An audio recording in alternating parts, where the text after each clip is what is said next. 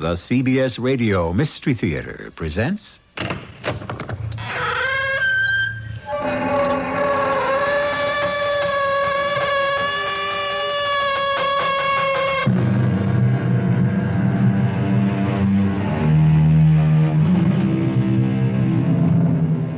in. Welcome. I'm E.G. Marshall. Mystery is our middle name. And if you consult Mr. Webster's dictionary, you'll find out that his first definition of the word is something that has not been or cannot be explained, a profound secret, an enigma. That's exactly what you'll find at the heart of today's story. A profound secret, an enigma, something that must be explained if a human life is to be saved. But there are other baffling questions to be answered along the way, such as... who is the mysterious piano player named Joachim Fry? And why does attorney Tom Hendricks get this kind of greeting at his door when he presents an engraved invitation to one of Mr. Fry's piano recitals?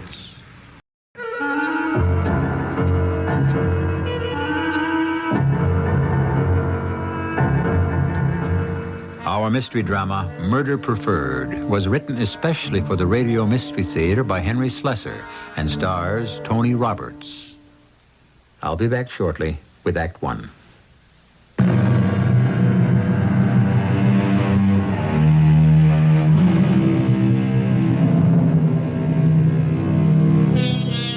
The name on his business cards read C. Thomas Hendricks, attorney at law. Everybody calls him Tom, and Tom Hendricks likes it that way, especially because the C stands for Clarence, a name not very popular these days. But it was the first name of Clarence Darrow, the famous criminal attorney, and Tom's father, a lawyer himself, admired him enough to name his one and only son after him. Tom is a criminal lawyer, too, but fame hasn't yet reached his tiny office. But who knows? Perhaps that beautiful woman entering it right now may be the beginning. Please, sit down, Mrs. Haven. Thank you. It may be a bit late for condolences, but I'm sorry about your husband. Thank you. I know it probably doesn't help much to know that the police have arrested his murderer. It doesn't help in the least, Mr. Hendricks. In fact, that's why I'm here. Tony Gerard did not kill my husband. I see. I'm sure you don't see it all. Oh, I'm sure you've read all the newspaper stories and heard all the broadcasts about the case. It's your business, isn't it? Murder and arresting people and defending people, Mrs. Haven. Yes. That's what I wanted to see you about. Defending someone. Someone who is innocent. Mrs. Haven, are you trying to hire me for Tony Gerard? Not because he asked me to. You're not acting on his behalf? On his behalf, yes. With his permission, no. Tell me why you're so sure he's innocent. Because of some evidence you have? Nothing tangible. But something? Yes. You just know Tony Gerard didn't commit this murder. That's right. Mrs. Haven, whenever there's a serious crime like murder, someone always comes forward and swears that the accused couldn't have done it, that he wasn't the type. But I didn't say that. You see, Tony is the type. What? Tony is a very rough young man. He has a violent temper. He was in trouble all the time when he was a boy. He has a police record. Are you looking for a cigarette? No, my pills. Do you have some water? Yes, right here. Go on talking. But Tony would never kill anybody. That would be against God. He had a strong religious discipline when he was young. Its effect is still there. Oh, thank you. But you admit he was violent. That might lead him to forget that discipline, if he had opportunity and motive. I suppose he had that, too. He was in the house that night. Our house. The night Walter was killed. And what about motive? No ideas about that, Mrs. Haven? Not the idea that people have. What idea is that? My father has told me about the rumors. Your father? Yes. You see, Dad is a wonderful source of gossip. He is retired. He used to be a doctor, and now he just plays golf and bridge, and he listens very well. I know people are saying that Tony and I were lovers. But it isn't true? Walter owed Tony some money. That was a problem between them, not me. Walter didn't want anybody to know that he owed anything to a man like Tony Gerard, especially because he was planning to run for the Senate. You're giving your husband a motive for murder, Mrs. Haven, not the other way around. Because there isn't any other way around. Tony didn't kill Walter, I swear it. Now, will you take the case, or won't you? Well, I'll have to think about it. For one thing, I'll have to find out if Tony Gerard wants me to handle it. I want you to. And I'll pay you, at least when the insurance payment is made. Are you sure it will be paid? Well, why not? Walter is dead. Why shouldn't the insurance company pay?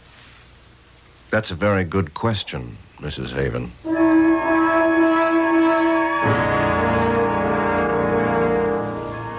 Tell me, Mr. Briggs, what kind of insurance policy did Mr. Haven carry? Ordinary life. And Mrs. Haven was the sole beneficiary? That's right. I understand Walter Haven wasn't exactly rolling in money. How could he afford a policy that size? It was a substantial premium, I guess, but what the heck? He only paid it for a year. And now look what he's getting for his money. You mean what his widow is getting? Well, let's put it this way. What his widow would get, unless we stop her. What?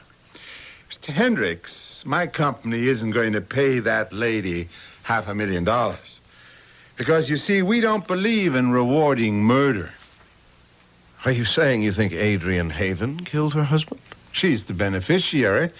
That's one reason. You got a better one? Tony Gerard. That's two. Want another one? She didn't love her husband. Want another? She was a poor girl who thought she was marrying a rich man until she found out that Walter Haven had a grand old name in politics, hardly a grand in his bank account. You know, of course, the police have arrested Tony Gerard for this murder. I also know that Mrs. Haven had a perfect alibi. She was 20 miles from the house when the gun was fired. But you know what I think, Mr. Hendricks? I think it was still her pink index finger on that trigger. Figuratively speaking, of course. You think they were in it together, huh? Gerard and Mrs. Haven? Bullseye. Mr. Hendricks, how would you like to make $10,000? How? Hop over to our side. Help us prove what we know is true, that Mrs. Walter Haven killed Mr. Walter Haven for the sake of her lover boy. That way, they get rid of the guy. Tony collects the money he was owed, and Adrian baby gets a nice bundle to keep her for the rest of her life. Everybody's happy. But not my company, Mr. Hendricks. I'm sorry, Mr. Briggs. I don't think I could do such a thing to a client. I thought you said she wasn't your client yet. She is, now.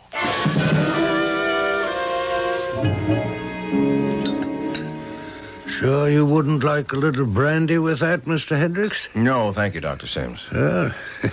Shame to drink coffee without brandy. Shame to do anything without brandy. Only don't tell my daughter I said that. She thinks I drink too much of the stuff as it is. Well, you're the doctor. That's just what I tell Adrian. Oh, hello, Mr. Hendricks. Mrs. Haven. I'm sorry about coming downstairs so late. Mrs. Haven, I've decided to take your case. Oh, I'm so glad. Wait a minute. I don't think I like the way you put that, Mr. Hendricks. You mean Tony Gerard's case? I'm not so sure it is Tony Gerard's case anymore. Well, if you're talking about those darn rumors... Your daughter told me you were a good collector of rumors, Doctor. Then you may have heard what the district attorney is considering. Not just a murder charge against Tony Gerard, but a charge of conspiracy to murder against your daughter. But they can't. It isn't true. What? That'd be terrible, Adrian. If the case against Gerard is as solid as it appears, he won't have a chance. His muddy footprints are all over that room. His fingerprints are on the door that leads to the garden. There was no weapon found, but the police believe he simply discarded But it. that still doesn't mean my daughter is involved. But if the DA can prove that they were lovers, if not now, then in the past... Please stop this. I don't want to hear any more. Mrs. Haven, I can't defend Gerard because I don't think I can win. But if you want to retain me... Mr. Hendricks, what I want you to do is to hear the whole truth. Adrian, now, wait a minute. No, Dad. I have to tell him. Things are getting out of hand. Mr. Hendricks, the reason I know that Tony didn't kill my husband is because Walter killed himself. I'm sorry, I can't accept that. But it's true. There wasn't a single bit of evidence pointing to suicide. No note, no weapon. And as far as the police know, no motive. But there was such evidence, only I got rid of it. You did what? I'll tell you exactly what. When I came home that night, it was late, after 1:30. I'd been to a party alone. Walter insisted that I go. He had a speech to write for the nominating committee of his party. That was the most important thing in Walter's life, getting that party nomination, becoming a senator. When I arrived at the house, it was terribly quiet. We did have a servant, an old woman who took care of the place, but she was ill in the hospital, so Walter was alone. I saw the light on in his study when I drove up. I went inside. I couldn't believe what I saw. At first, I thought Walter was just asleep at his desk, his head on the blotter, but as I came closer, I saw that he was lying in his own blood. I saw the gun lying on the carpet. Then I saw the note that Walter had been writing just before he shot himself. Half of it was soaked in his blood. It said, "Adrian, darling, forgive me." That's all. I guess it was enough. But then I remembered something else, something I'd heard only a week or so before. Walter on the telephone, joking with one of his political cronies, saying something about committing suicide if he didn't get that nomination. Only he couldn't do that, he said, because it would make his insurance policy void. And then I realized that's exactly what was going to happen. Walter's suicide wouldn't just cost me a husband. I would lose the proceeds on his life policy, too. I'd be penniless again, with no one to take care of me, or my father. I couldn't bear the thought of it. I picked up the suicide note and threw it in the fire. And then I took the gun and got rid of it. Good Lord, Mrs. Haven. Are you saying that you preferred people to think it was murder? It was the only way I could get that money. I was just being practical. Why shouldn't I think of myself? Walter wasn't thinking of me when he pulled the trigger. Yes, but what was he thinking about? Why did he pull that trigger? I don't know. Did he know about you and Tony? There was nothing between us. There hadn't been for years and years, and Walter knew all about that. Mrs. Haven, you're telling me that your husband was a happy man. But he was. He was the happiest man you could ever want to meet. Oh, nonsense. He was psychotic or something. You can't ever know about people. I can tell you that. I'm a doctor.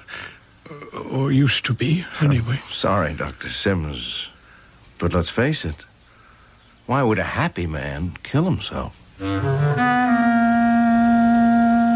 It's a good question, and it deserves a good answer. Why would somebody with a beautiful wife and a brilliant future decide to put a bullet through his head? Was Walter Haven nourishing a secret so dark and terrible that the only solution for him was oblivion? How do you learn a dead man's secrets? We'll find out how Tom Hendricks tries to do exactly that when we return with Act Two.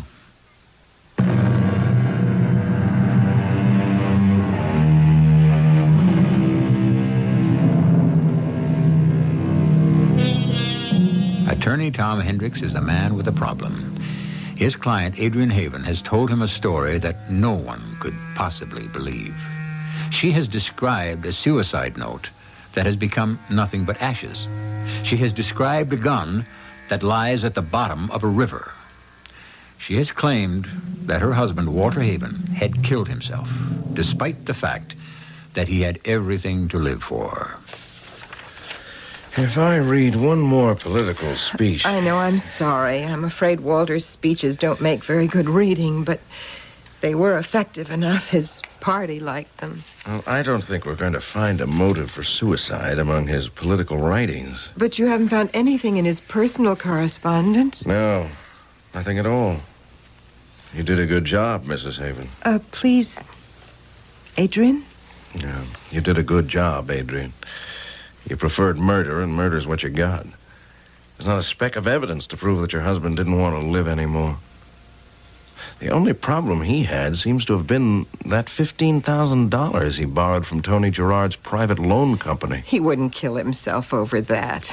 The only reason he wasn't making those payments was... Yes? Walter didn't like Tony, of course. He knew that Tony and I had known each other years ago. I think he enjoyed making Tony wait. But guys like Tony Gerard don't like to wait for their money, do they? Tony didn't kill him. I told you what happened in this room. Yes, you told me. But you knew something. I'd like your friend Tony to tell me, too.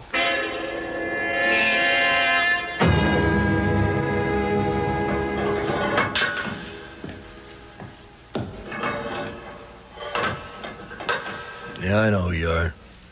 You're the lawyer. That's right. I thought we should get together, Mr. Gerard. Why?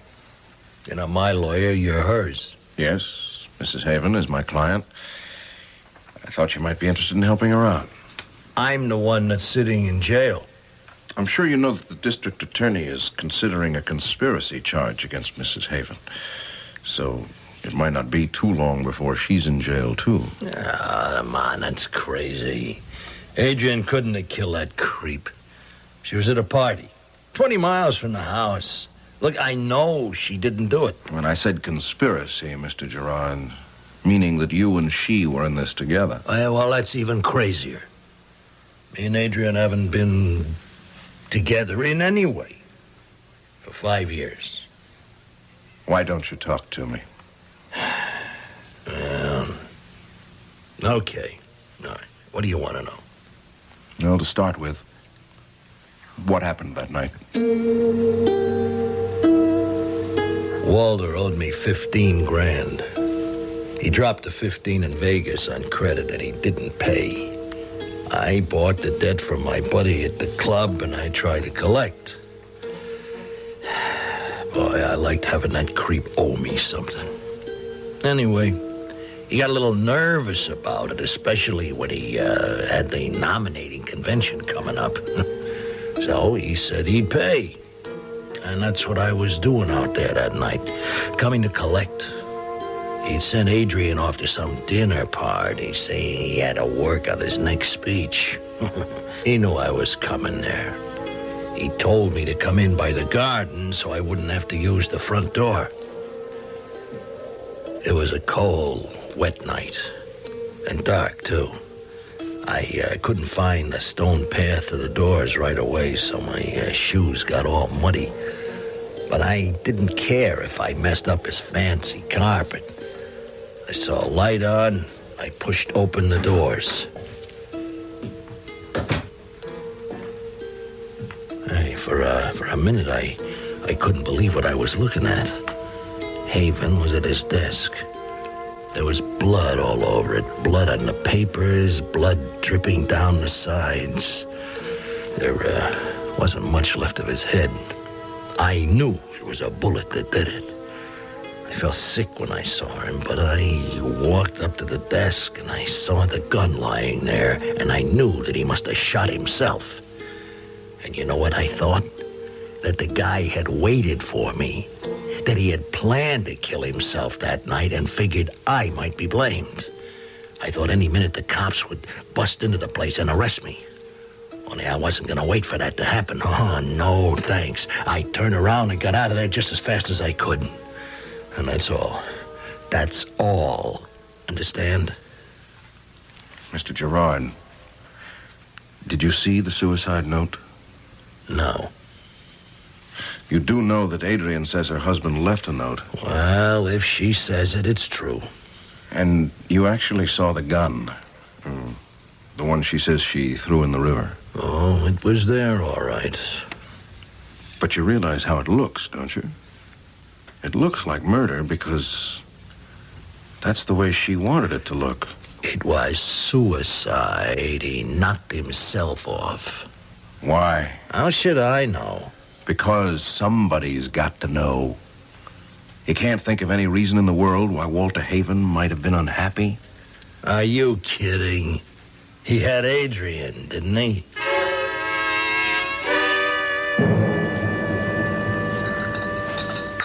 Well, if you young folks will excuse me, I think I'll go up to bed. Oh, Dad, I think you should. I'm sorry dinner was so late. If you ask me, young lady, you're the one who should retire early. You don't look well at all. Why, I'm all right. Well, say good night, then. Good night, Dad. Good night, Doctor. We still don't have a lead on a suicide motive.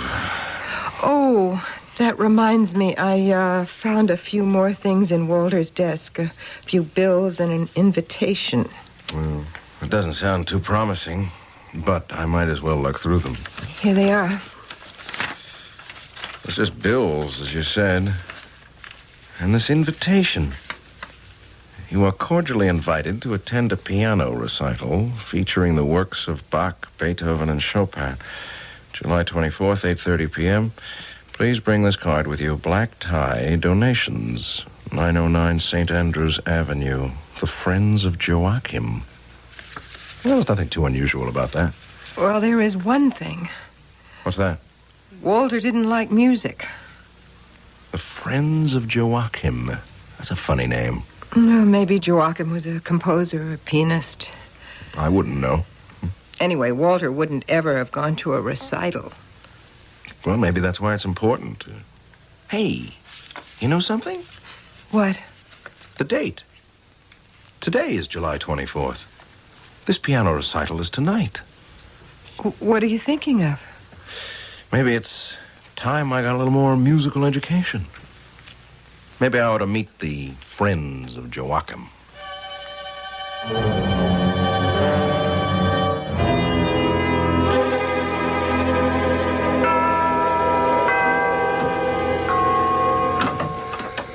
Good evening, sir. Oh, good evening. This is the residence of the Friends of Joachim? This is Mr. Joachim Fry's residence. Please come in. Thank you. Your invitation, sir? Here you are. Sorry I was late. I had a little trouble finding the house. That's all right, sir. The concert hasn't started yet. Would you please put your mask on? My what? Your mask, sir. But I don't have a mask. Well, you better have, buddy, or you ain't getting in here. Oh, I'm sorry. I didn't know that it was a costume party. You mean Mr. Fry didn't tell you? No, he didn't. That's funny. Well, okay, buddy. I think I got one here. Yeah, here it is. All right, put it on. Then go inside and sit down.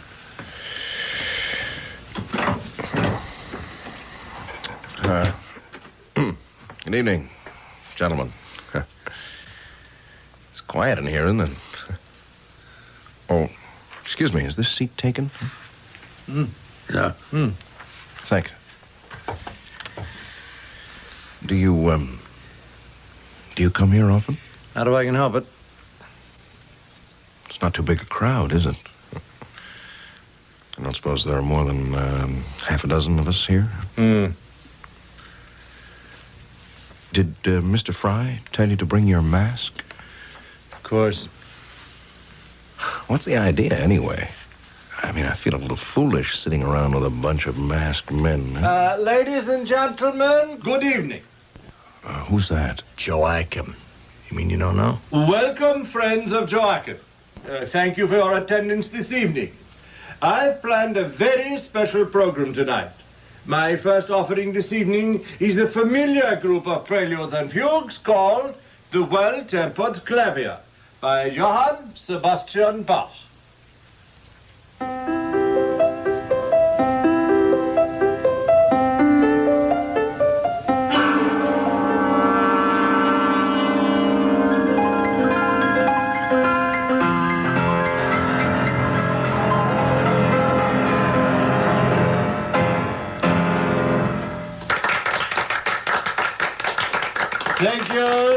Thank you, gentlemen. I hope you've enjoyed this evening's concert.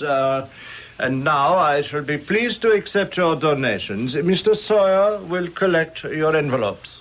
You first, mister. Yes. Thank you, sir. Good night. And you, sir? Thank you very much. Good night. Thank you. Thank you, sir. Good night now. Thank you. Good night, sir. Well, you're the last one. Oh, how much is the usual? I beg your pardon, sir? Well, this is my first recital. I'm afraid I didn't come prepared. Are you kidding me? No, it's true. Let's have that mask. Here. Fry, come out here. What is it, Sawyer? We got a gatecrasher here. Do you know him? I never saw him before. Well, the truth is that it wasn't exactly me who was invited. He had an invitation. He gave it to me. Where'd you get that invitation, buddy? I found it. How dare you do this? This is a private recital. Sir, show the gentleman what we think of intruders. It'll be a pleasure, Mr. Fry. Now, wait a minute. You like music, huh? Okay, fella, get set to hear some birdies.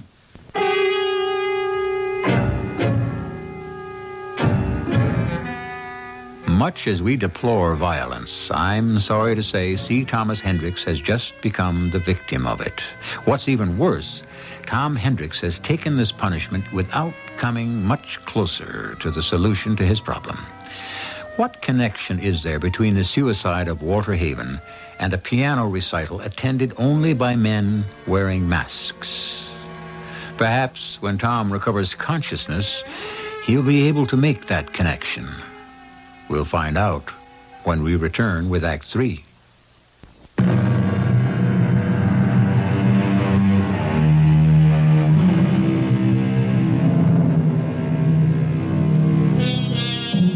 Tom Hendricks doesn't really remember how he got from the brownstone house of Joachim Fry to the suburban home of Adrian Haven. But when he came to his senses, he found that he had a ministering angel at his bedside. But Tom was lucky. It was only his cheek, his nose, and his ego that were bruised. And when he was well enough to think, he found that his aching head was still clear enough to make some interesting assumptions. It has to be the answer. Everything points to it. Don't you see? No, I don't. All I see is black and blue. Tom, shouldn't you do something about these people? Adrian, I figured it all out. I know why your husband killed himself. You do? Well, almost. You see, I know what was going on at that so-called recital. What? Well, it wasn't for the sake of the music, I can tell you that. The name of the song Joachim Fry was playing was Blackmail. Blackmail? How do you figure that? Those guys handed over their donations because they were forced to, not because they wanted to. Mr. Fry gave them a reason to make donations, a better reason than his questionable talent. But why the recital? Why the friends of Joachim? Well, probably to cover the traces of blackmail, to give them some legitimate reason for their donations, something Joachim can justify when it's income tax time. But why the masks? Well, that's the most obvious part of all. If you were a blackmail victim, would you want the rest of the world to know? No, of course not. Therefore, The only way Fry could bring his victims together in one place was to require them to wear masks. So there was no chance of recognizing each other. Tom, what you're saying is that Walter may have been blackmailed. That's what I think, Adrian. Your husband was also a friend of Joachim. But why? I'm afraid I still don't know. But maybe I can find out. Tom, you wouldn't go back to that place, would you? I have to go back, or I'll never find out what we have to know. But what makes you think they'll tell you anything? I'll just have to be very convincing, won't I?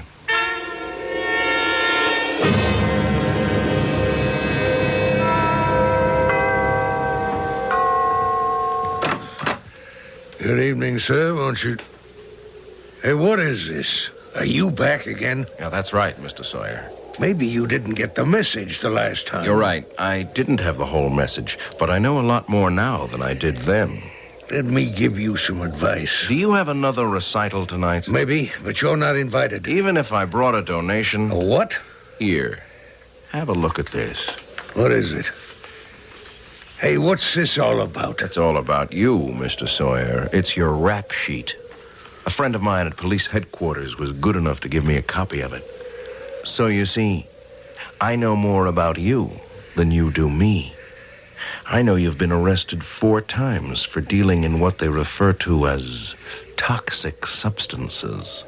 Drugs to you, pal. Hey, who are you anyway? A friend of Joachim, that's all. Tell me, Mr. Sawyer, is that how you and Mr. Fry develop your list of blackmail victims? Through their drug purchases? I think you better talk to Mr. Fry about this. Oh, I was hoping you'd say that. In here. What is it, Sawyer? You know I don't like to be disturbed. Look who's back, Mr. Fry. You again? I think he's a cop. Police? Well, what have the police got to do with me? I'm a musician. You're a blackmailer, Mr. Fry. That is ridiculous. Everyone who attends my recitals is here voluntarily. They're here because they're users, Mr. Fry. And they don't want the rest of the world to know about it. Or because they've gotten so mixed up in things involving drugs that they want to keep quiet. Get rid of him, Sawyer. Now, wait a minute. I want to hear what he has to say, Fry. I don't want to get him mixed up with cops. He can't be the police. He would have flashed his badge the last time he was here. You're right, Mr. Fry. I'm not with the police. But I can blow a whistle as loud as any cop. And maybe I will, if you don't answer one question for me. And what is that? You were blackmailing a man named Walter Haven, weren't you? No. I never heard of him. Well, he was one of the friends of Joachim. It was his invitation I used the last time I was here. It is not true. I never heard of Walter Haven, and he was never at one of my recitals. Now, look, you've got nothing to lose by telling me the truth. Walter Haven is dead. Dead or alive, we don't know the guy. What the devil? What do you want in here? You've given your last concert, Fry. Sawyer, he's got a gun. Take it easy, mister. You're never gonna play another note. Give me that gun, you crazy...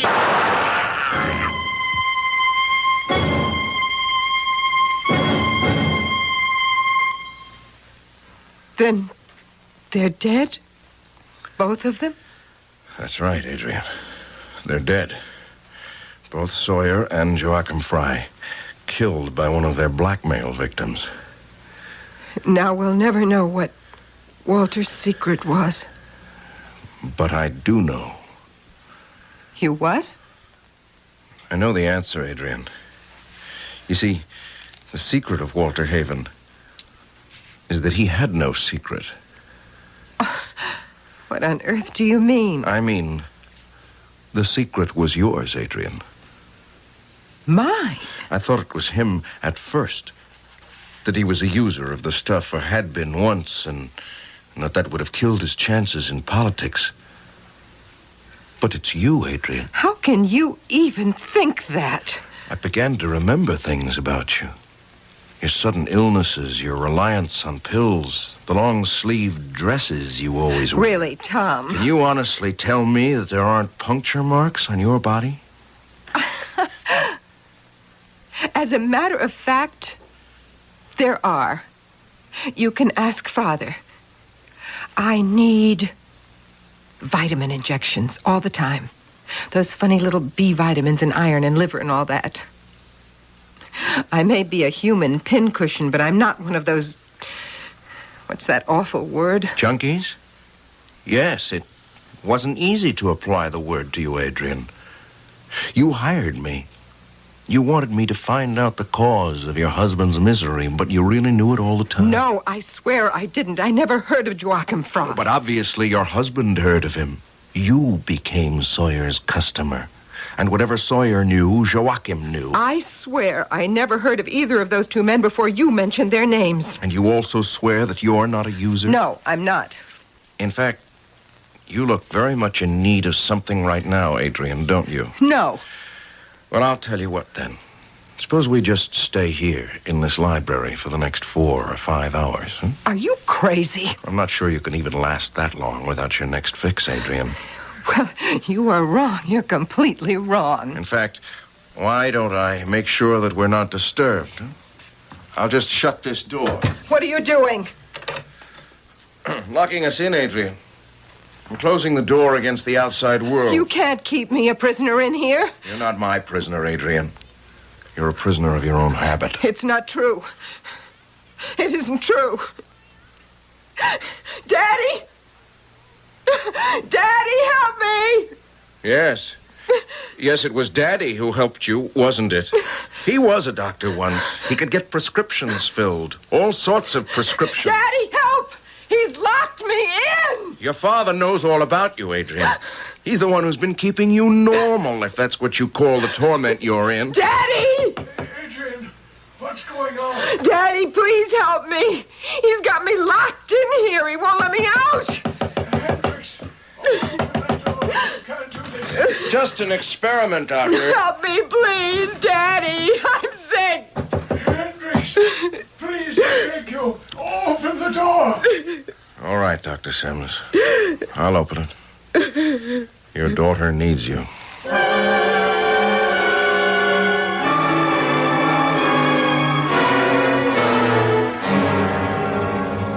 Please try to understand. I love my daughter. She's all I've got in the world. When she left home 5 years ago, it was as if the sun went down and the stars never came out. And when she came back home, Dr. Sims, she was an addict, wasn't she? Yes. Can you imagine what I felt? I was a doctor. I knew what addiction meant, what an addict's life could become. Didn't you try to cure her? Oh, I tried. She was hard to handle. She didn't want cures. She wanted peace. I couldn't bear her anguish. So you supplied her? Yes. At the time, drugs were easy for me to obtain. She didn't have to consort with criminals to get what she needed. But later, after I lost my practice... You didn't just lose your practice, you lost your license, didn't you? No, I was charged with misuse of drugs, but I resigned before there was any public scandal. And then I had a more difficult time keeping poor Adrian supplied. Then I had to deal with these criminals. So you were Sawyer's contact? Yes, I had to deal with him. Walter Haven didn't know the truth, did he? Walter didn't know. I bore Adrian's secret myself, and her expenses as well. It was no small burden. And after she married Haven, did you still have the burden? An even greater one. Because this man Sawyer brought someone else into my life. Joachim Fry. Joachim Fry? I was the friend of Joachim. He threatened to tell Walter and the whole world about my poor child's affliction. He forced me to contribute $1,000 each time he staged one of his recitals. I had to wear a black mask to conceal my face from the others. So that invitation was yours. But what was it doing in Walter's desk? It was there because I gave it to him. Well, then he knew the truth. I had to tell him. I simply ran out of money, don't you see? And what was his reaction? Well, it wasn't what I expected. He was horrified. He screamed at me, narcotics, blackmail, the publicity, the damage it would do to his nomination for the Senate. And then he said a terrible thing to me, Mr. Hendricks. What? He said he would have to cut Adrian out of his life. You mean he was going to leave her? Yes, he was going to leave her immediately. Before the world knew about her addiction, he was going to disassociate himself from everything she represented. Right before my eyes, he sat down to write her a letter. Good Lord. He wrote, "Adrian, darling, forgive me." The suicide note. I couldn't let him finish that note. I remembered the gun Walter kept in his desk. I took it, thinking to frighten him. Instead, he became angry. He stood up and lunged at me, and I found myself squeezing the trigger. I shot him in the head. He fell back into the chair, and I dropped the gun on the carpet and ran away. And when your daughter came home, she made murder look like murder. How would you like a new client, Mr. Hendricks? Call me Tom, Dr. Sims. Or you can even call me Clarence.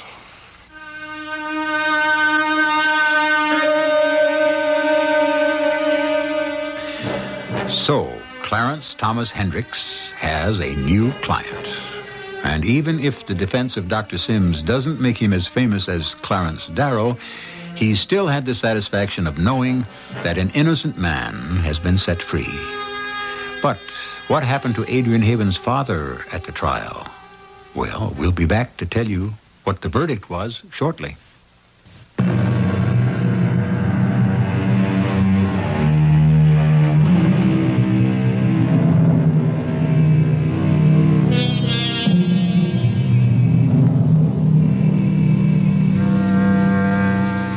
Dr. Charles Sims went on trial for the murder of Walter Haven, and his defense attorney, C. Thomas Hendricks, portrayed him as a father who was willing to sacrifice anything for the sake of the daughter he loved.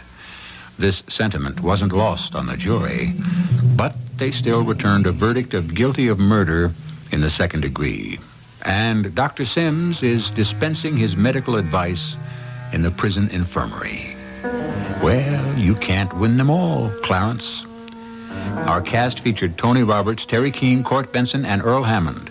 The entire production was under the direction of Hyman Brown. This is E.G. Marshall inviting you to return to our Mystery Theater for another adventure in the macabre. Until next time, pleasant dreams.